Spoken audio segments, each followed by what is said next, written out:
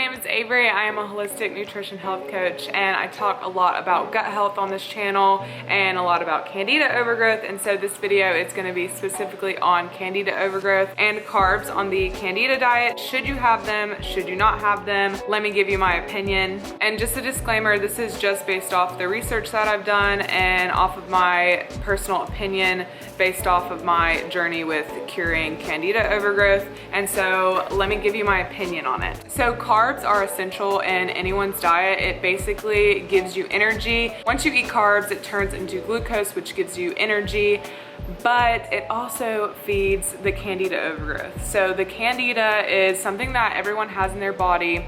It's not until it becomes an overgrowth where it's a problem, and Candida loves sugar, and so carbs turn into sugar, which feed the Candida overgrowth. So you would think that you would need to cut out carbs completely. Well, that's not necessarily true. I personally did a low carb diet. I would say that I stuck with like 30 to 50 grams of carbs, and I did this for about 4 months. And I'm not saying that you need to do this. I personally don't think that I even needed to do it for that long, but it is what I did, and now I'm sharing my experience and you are learning from some of my mistakes. One of the things that I experienced was a lot of fatigue. If you have Candida overgrowth, that is one of the symptoms, is having extreme fatigue, and you need energy to not feel fatigued, and so you need carbs to give you energy. Do I eat carbs because I need energy, or do I not eat carbs because it feeds the Candida overgrowth?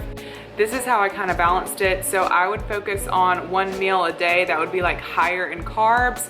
I, however, really stuck to like sweet potatoes as my carb source. I didn't have any beans, which beans are a great source of fiber as well, but I personally didn't have any beans. If you are a vegan, you may rely heavily on beans for your protein, but I honestly think doing a Candida diet and being vegan is really, really hard to do. I give you props if you do it, but it's really, really hard to do. But I did not have beans on the Candida diet. Not saying that you don't have to have them. I do have an ebook out kind of explaining what foods to avoid and minimize, what foods to consume. I do have on there that beans are something that you should avoid / minimize, but that's not necessarily saying that you have to cut them out completely. I would just focus on the portion size of things.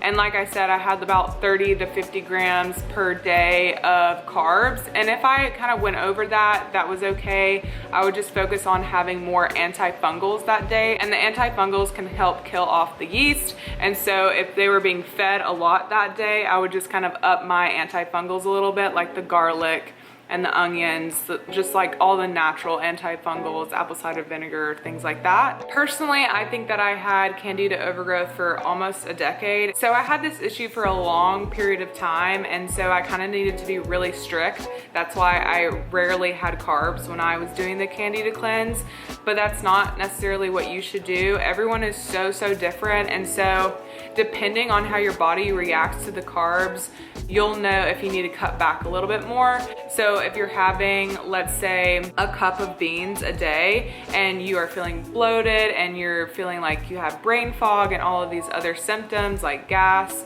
different digestive issues, maybe you need to just like cut back on that and have them every other day. Maybe go down to about a half a cup or even a quarter of a cup of beans. I would definitely say focus on the quantity of food and the portion sizes.